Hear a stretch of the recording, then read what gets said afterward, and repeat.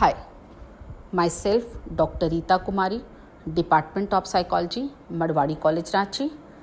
आज मैं सेमेस्टर 6 के स्टूडेंट्स के लिए DSC 3 के कम्युनिटी साइकोलॉजी पेपर पर मैं चर्चा करूंगी।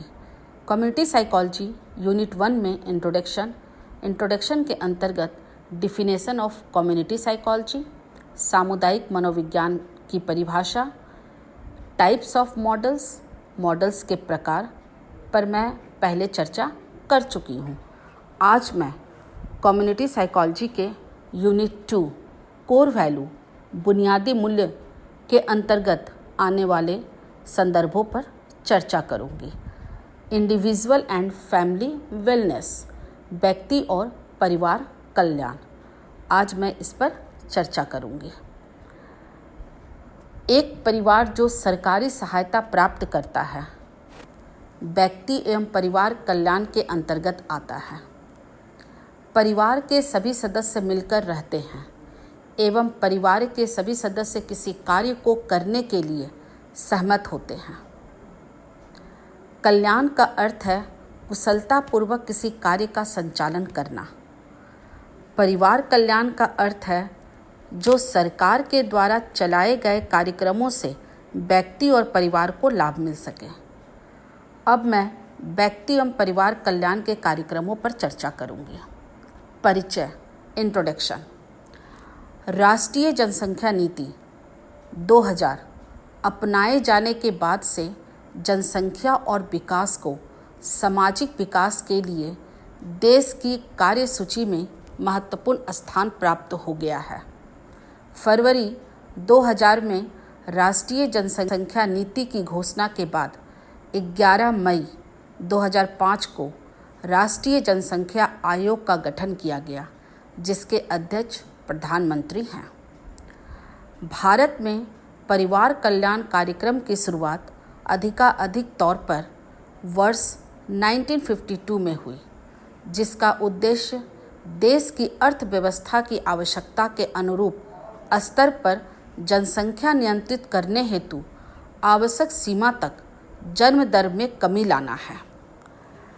भारत में लगभग 33 जन प्रति मिनट, 2000 प्रति घंटा और 48,000 प्रतिदिन की रफ्तार से प्रत्येक वर्ष जनसंख्या में 12 मिलियन जनसंख्या बढ़ रही है। जनसंख्या विस्फोट को देखते हुए इसे नियंत्रित सीमा तक लाने हेतु उक्त कार्यक्रम संपूर्ण देश में संचालित है। पृष्ठभूमि, बैकग्राउंड। विश्व की जनसंख्या पिछले 40 वर्षों में 3 अरब से बढ़कर 6 अरब हो गई है।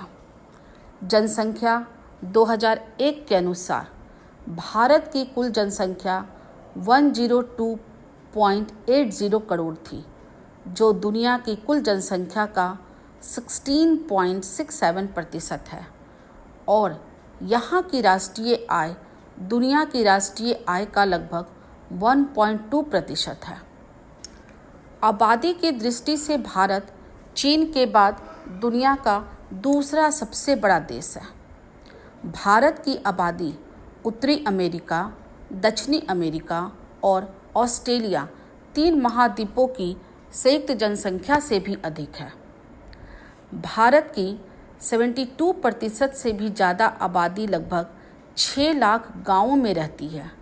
इतनी विशाल जनसंख्या के सीमित संसाधनों पर निर्भर रहने के कारण विभिन्न सामाजिक एवं आर्थिक समस्याएं उत्पन्न हो जाती है। ग्रामीण क्षेत्रों में विशेषकर सड़क, बिजली, पानी, स्वास्थ्य, शिक्षा, आवास, रोजगार इत्यादि सेवाएं एवं सुविधाएं उपलब्ध कराना सरकार और प्रशासन के लिए एक बहुत बड़ी चुनौती है। इस प्रकार बढ़ती आबादी के कुपरिणाम आर्थिक एवं सामाजिक तंत्र पर स्पष्ट दिखाई पड़ता है, जो निम्नलिखित है। नंबर 1, प्रति व्यक्ति कृषि भूमि में गिरावट एवं कृषि पर बढ़ता भार। नंबर 2, गरीबी एवं बेरोजगारी में अत्यधिक वृद्धि। नंबर 3, खाद्यान्न एवं पोषण की समस्या। नंबर 4, पेयजल, शिक्षा, स्वास्थ्य, आवास आदि सेवाओं की बढ़ती मांग। नंबर 5, नगर की आबादी में तेजी से वृद्धि। उपयुक्त पृष्ठभूमि में राष्ट्रीय परिवार कल्याण कार्यक्रम को प्रारंभ किया गया। उद्देश्य, ऑब्जेक्टिव्स। नई जनसंख्या नीति 2000 का प्रमुख उद्देश्य जन्म दर को नियंत्रित करना है। अपेक्षित लाभ, इस कार्यक्रम के माध्यम से आम लोगों को परिवार नियोजन के मामले में भरपूर जानकारी प्राप्त होती है और वे नसबंदी, बंध्याकरण, कॉपर्टी, कंडोम आदि अन्य साधनों पर विशेष ध्यान देने में सक्षम होते हैं। सामाजिक आर्थिक प्रयासों द्वारा लोगों को बेहतर जीवन बसर करने के उपायों की जानकारी प्राप्त होती है। शिक्षा के जरिए आम लोगों में छोटे परिवार के प्रति चेतना पैदा होती है। लाभ, देश के सभी विवाहित पुरुष और महिलाएं इससे लाभान्वित होते हैं। राष्ट्रीय जनसंख्या नीति 2000 की प्रमुख बातें।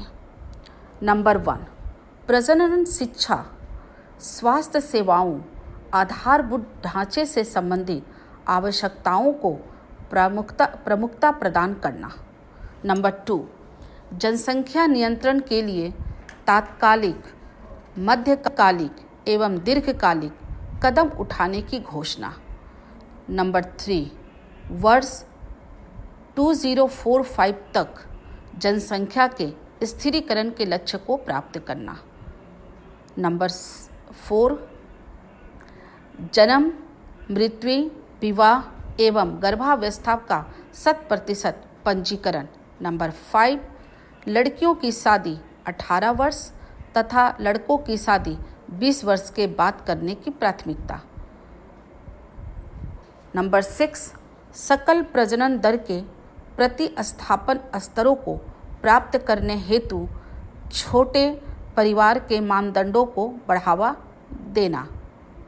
नंबर 7, प्रजनन विनिमय के सलाह और सेवाओं को सार्वभौमिक पहुंच तथा गर्भ निरोध के व्यापक विकल्पों का पता लगाना। नंबर 8, परिवार कल्याण को एक जन केंद्रित कार्यक्रम बनाने के लिए संबंधित सामाजिक क्षेत्र कार्यक्रम को एकीकृत करना इत्यादि। नई जनसंख्या नीति के उपयुक्त एवं अन्य उद्देश्यों के क्रियान्वयन को सुनिश्चित करने हेतु राष्ट्रीय जनसंख्या आयोग का गठन किया गया।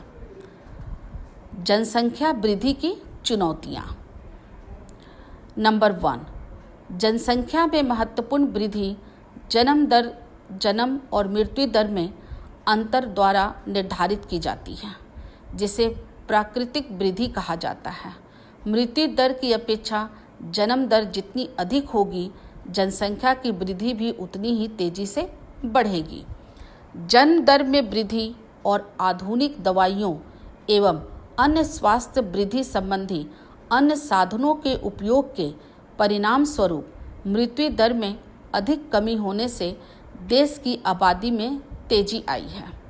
खाद्यान्न आपूर्ति में वृद्धि, परिवहन, व्यापार एवं औद्योगिक विकास आदि कारणों का भी इस वृद्धि में योगदान है। 1951 में जन्म दर जहां 39.9 प्रति हजार से कम होकर 2000 में 25 प्रति हजार हो गई, वहीं मृत्यु दर गिरावट बहुत अधिक हुई है, जो 27.4 प्रति हजार से कम होकर 9 प्रति हजार हो गई है। नंबर 2, उत्तर प्रदेश, राजस्थान, बिहार और में जन्म दर न केवल केरल, तमिलनाडु, आंध्र प्रदेश से बहुत अधिक है, बल्कि देश की औसत जन्म दर से भी ज़्यादा है। पॉइंट नंबर 3, उपरोक्त 4 बड़े हिंदी भाषी राज्यों का प्रदर्शन लिंगानुपात के मामलों में भी चिंताजनक है। नंबर 4, शिशु मृत्यु दर के द्वारा किसी देश के सामाजिक आर्थिक विकास के स्तर और चिकित्सा एवं स्वास्थ्य सुविधाओं की उपलब्धता का पता चलता है। भारत में मृत्यु दर अब विकसित देशों की मृत्यु दर के निकट है। कुपोषण एवं स्वास्थ्य सुविधाओं की कमी आदि की वजह से भारत में शिशु मृत्यु दर वर्ष 2000 में 69 प्रति हजार थी। वहीं विकसित देशों जैसे जर्मनी, इंग्लैंड, अमेरिका और कनाडा में क्रमशः 4, 5, 7, 5 प्रति हजार थी। भारत में खासकर बड़े हिंदी भाषी राज्यों अर्थात उत्तर प्रदेश, राजस्थान, हरियाणा आदि में उच्च शिक्षा मृत्यु दर का विशेष कारण अशिक्षा, अज्ञानता, अंधविश्वास, चिकित्सा एवं स्वास्थ्य सुविधाओं की कमी, गरीबी, कुपोषण वगैरह है। इसीलिए इस दिशा में लोगों में प्रचार प्रसार के माध्यम से जागरूकता पैदा करने की आवश्यकता है। नंबर 5, भारत में तेजी से बढ़ती आबादी और अन्य ऊपर वर्णित प्रवृत्तियों के निम्नलिखित प्रमुख कारण हैं। नंबर 1, ऊंची जन्म दर और घटती मृत्यु दर। नंबर 2, विवाह की व्यापकता और कम उम्र में शादी की प्रथा। नंबर 3, शिक्षा की कमी और निरक्षरता। नंबर 4, अविवेकपूर्ण मातृत्व। नंबर 5, प्रति व्यक्ति आय में प्रारंभिक वृद्धि। नंबर 6, धार्मिक एवं सामाजिक अंधविश्वास। नंबर 7, गांवों की प्रधानता और मनोरंजन के साधनों की कमी। नंबर 8, गर्म मौसम इत्यादि। जनसंख्या नियंत्रण एवं परिवार नियोजन कार्यक्रम। भारत दुनिया का पहला देश है जिसने सबसे पहले 1952 में परिवार नियोजन कार्यक्रम को अपनाया। प्रथम पंचवर्षीय योजना में भी बढ़ती हुई आबादी के विकास को बाधक के रूप में चिन्हित किया गया और तभी से विभिन्न पंचवर्षीय योजनाओं में जनसंख्या नियंत्रण के लिए निरंतर प्रयास किए जाते रहे और आगे की योजनाओं में धनराशि का आवंटन बढ़ाया गया। नंबर 2, आबादी पर काबू पाने के लिए उद्देश्य से देश में वर्ष 1996 से काहिरा मॉडल लागू है, जिसके तहत आबादी को घटाने में निर्मित आम जनता पर किसी प्रकार का दबाव प्रभाव नहीं डाला जाता, बल्कि शिक्षा के माध्यम से उनमें छोटे परिवार के प्रति एहसास जगाया जाता है। पूरी दुनिया में अभी यही फॉर्मूला लागू है। नंबर 3, इस कार्यक्रम के अधीन जन्म दर में उल्लेखनीय कमी हुई है। वर्ष 1951 और 2000 के बीच जन्म दर 40.8 से कम होकर 25.0 प्रति हजार जीवित जन्म हुई और इसी अवधि में शिशु मृत्यु दर प्रति हजार जीवित जन्मों से 146 से घटकर 63 हो गई। नंबर 4, 73वें और 74वें संविधान संशोधनों के जरिए पंचायतों की शक्तियां सौंपने और उन्हें स्वास्थ्य, परिवार कल्याण एवं शिक्षा संबंधी शक्तियां प्रतिनिधित्व के रूप में दिए जाने का परिणाम संतोषप्रद सामने उभर कर आया है। देश के 5 राज्यों तथा राजस्थान, हरियाणा, महाराष्ट्र, गोवा और दिल्ली द्वारा निकाय और पंचायत चुनाव में 2 बच्चों के फॉर्मूले पर लागू किया गया है। नंबर 5, देश की राष्ट्रीय जनसंख्या नीति में परिवार नियोजन के उपायों पर ध्यान देने के साथ साथ सर्वसाधारण के आर्थिक एवं सामाजिक विकास की बात भी कही गई है। इस नीति के तहत वर्ष के अनुसार 2010 तक 14 राष्ट्रीय सामाजिक जनसांख्यिकी उद्देश्यों को चिन्हित किया गया है, जिसके अनुसार प्रजनन और शिशु स्वास्थ्य संबंधी आवश्यकताओं की आपूर्ति और आवश्यक ढांचा तैयार करना, 14 वर्ष तक स्कूली शिक्षा निःशुल्क करना, शिशु मृत्यु दर 30% से कम करना, टीका प्रतिरोधक बीमारियों में विश्वव्यापी प्रतिरक्षण दर प्राप्त करना, लड़कियों की शादी की उम्र को 20 वर्ष तक बढ़ाने के प्रयास आदि शामिल हैं। नंबर 6, देश की बढ़ती आबादी पर कारगर ढंग से काबू पाने के उद्देश्य से केंद्र सरकार ने नई व्यू रचना घोषित की है, जिसके मुताबिक उच्च प्रजनन दर वाले 170 जिलों को चिन्हित किया गया है। यदि 2-3 सालों में इन जिलों की आबादी पर काबू पा लिया जाता है तो देश 2010 तक जनसंख्या स्थिर करने के लिए अपने लक्ष्य को प्राप्त कर सकता है। इन जिलों में सेना का एक सेवानिवृत्त अधिकारी, एक MBBS डॉक्टर तथा एक चार्टर्ड अकाउंटेंट निर्धारित अवधि के लिए तैनात किया जाए। ये जिला पदाधिकारी तथा मुख्य चिकित्सा पदाधिकारियों के सहयोग से जनसंख्या नियंत्रण कार्यक्रम का प्रबंधन और नियमन आधुनिक विधि से किया जाए। इस कार्यक्रमों में पंचायतों एवं स्थानीय निकायों का सहयोग प्राप्त किया जाएगा ताकि गांव के स्तर पर लोगों को छोटे परिवारों के लिए प्रेरित किया जा सके।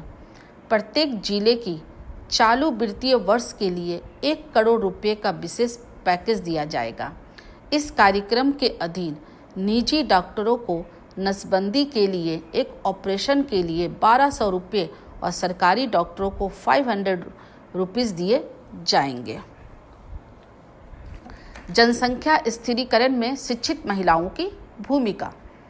नंबर 1, जनसंख्या नियंत्रण में महिलाओं की अहम भूमिका है।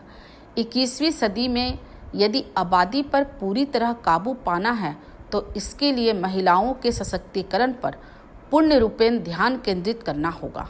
सशक्त बनाने का मतलब महिलाओं का सार्वजनिक विकास है, जिसमें उनकी जिंदगी का हर पहलू शामिल है। स्वतंत्रता के बाद उनकी स्थिति में सुधार हुआ। महिलाओं को सशक्त बनाने वाले मुख्य तत्व उनका शिक्षित होना, आर्थिक रूप से आत्मनिर्भर होना, सामाजिक रूप से पुरुषों के बराबर अधिकार प्राप्त करना, पारिवारिक मामलों में निर्णय लेने का अधिकार प्राप्त करना, राजनीतिक रूप से जानकार होना और शारीरिक रूप से स्वस्थ होना इत्यादि।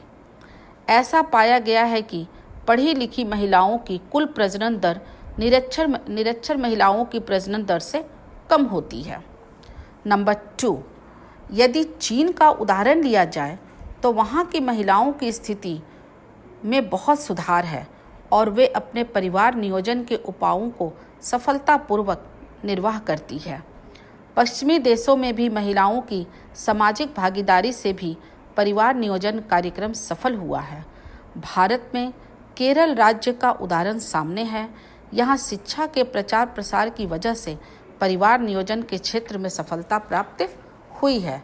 नंबर 3, बिहार की कुल जनसंख्या 829.98 लाख है, जिसमें 48% महिलाएं और 52% पुरुष है। बिहार की साक्षरता दर 47.53% है, जिसमें 60.32% पुरुष और 33.57% महिलाओं की है। ग्रामीण साक्षरता दर 44.22% है, जबकि शहरी साक्षरता दर 72.71% है। भारत की साक्षरता प्रतिशत 65.38% है, जिसमें महिलाओं का साक्षरता प्रतिशत 54.16 है। उपरोक्त विवरण से यह ज्ञात होता है कि भारत के साक्षरता प्रतिशत से बिहार का साक्षरता प्रतिशत बहुत कम है और महिलाओं का साक्षरता प्रतिशत निराशाजनक है। इसीलिए बिहार में महिलाओं को साक्षरता प्रतिशत बढ़ाने के लिए सतत प्रयास करने की विशेष रूप से आवश्यकता है, ताकि वे परिवार नियोजन कार्यक्रम को कल्याणपूर्वक बना सके और उसे अपनी भूमिका के द्वारा उसे सफल बना सके और अपने पारिवारिक जीवन को खुशहाल बनाने में सक्षम हो सके। सामुदायिक मनोविज्ञान के अंतर्गत व्यक्ति और परिवार कल्याण विषय पर जो अभी मैं चर्चा की हूँ, इसमें परिवार के कल्याण के बारे में बहुत तरह की योजनाओं के बारे में विस्तार से बतलाया गया है। धन्यवाद।